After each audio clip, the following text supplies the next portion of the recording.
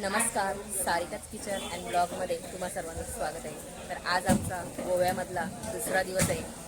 आज आम्ही गोव्यामधल्या फिश मार्केटमध्ये आलेलो आहोत. इथे काय काय फिश आहे ते आज तुम्हाला बघायला मिळणार आहे. इथे या तुम्हाला चिंबोऱ्या दिसत असतील. ह्या चिंबोऱ्या 500 रुपये किलो आहेत. त्याच्यानंतर हा जिताडा आहे. या जिताड्या मासाला इथे चणक मासा असं म्हणतात. कोलंबी आहे. कोलंबी तुम्हाला इथे 500 रुपये किलोने मिळेल. पापलेट 1000 रुपये किलो आहेत. इथे बऱ्याच प्रकारचे मासे आहेत आणि मासेसुद्धा फ्रेश आहेत. इथे चिंबोऱ्या आम्ही घेतलेल्या आहेत. 1 किलो चिंबोऱ्या घेतलेल्या आहे. ही चिंबोरी बघू शकता तुम्ही, अंड्याने भरलेली चिंबोरी आहे पूर्णपणे. मादी आहे.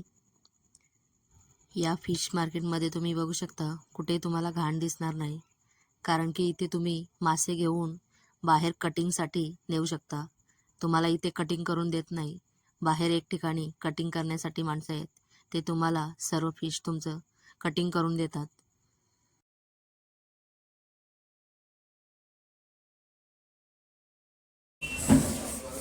कितीला आहे? कितीला आहे? 2400 लागेल.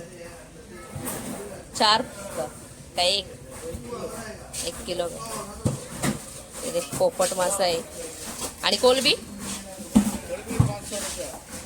500 रुपये किलो.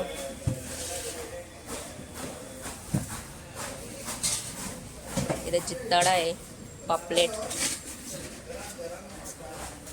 1000 रुपये किलो आहे. साईज मोठी आहे पापलेटची. हा फिश मार्केटसुद्धा गोव्यामधलाच आहे. इथे बघू शकता तुम्ही, भरपूर असा मोठा हा फिश मार्केट आहे. या फिश मार्केटमध्ये भरपूर अशी मच्छी आहे आणि मच्छीसुद्धा फ्रेश आहे. इथे बांगडे आहेत, त्याचबरोबर कोलंबी, पापलेट, सुरमई, बऱ्याच प्रकारचे इथे मासे आहेत.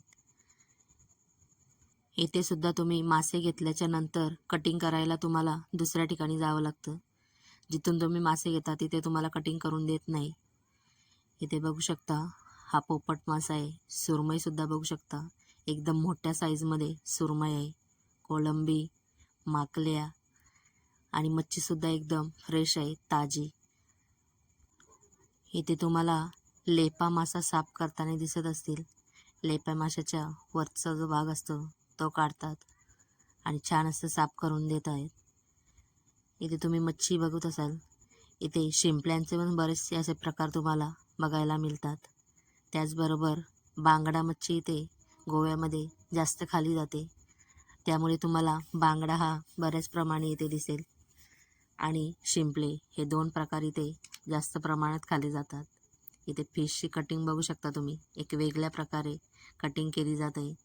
मच्छी घेतल्याच्या नंतर इथे तुम्हाला दिसत असेल बाजूला, इथे तुम्हाला सर्व प्रकारची मच्छी ही कटिंग करून दिली जाते. मच्छी कटिंग करायचे पैसे वेगळे घेतात. इथे या बाजूला सर्व मच्छी साफ करून मिळते.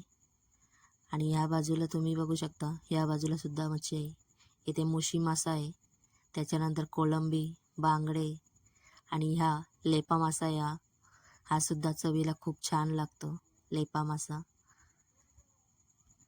या फिश मार्केटमध्ये तारली मासासुद्धा बऱ्याच प्रमाणामध्ये बघायला मिळाला. तारली मासासुद्धा गोव्यामध्ये खाल्ला जातो. इथे हा तारली मासा आहे. त्याच्यानंतर इथे बऱ्याच प्रमाणात अशा मोठे मोठे मासे बघायला मिळाले. सुरमई, जिताडा, नारवा, पोपट मासा, ताम आणि बारीक मच्छीसुद्धा होती. याच्यामध्ये भिलजा, कोलंबी, बोंबील, लेपा, पापलेट, बरेचसे असे हे मासे इथे बघायला मिळाले. खूप मोठा असा फिश मार्केट आहे.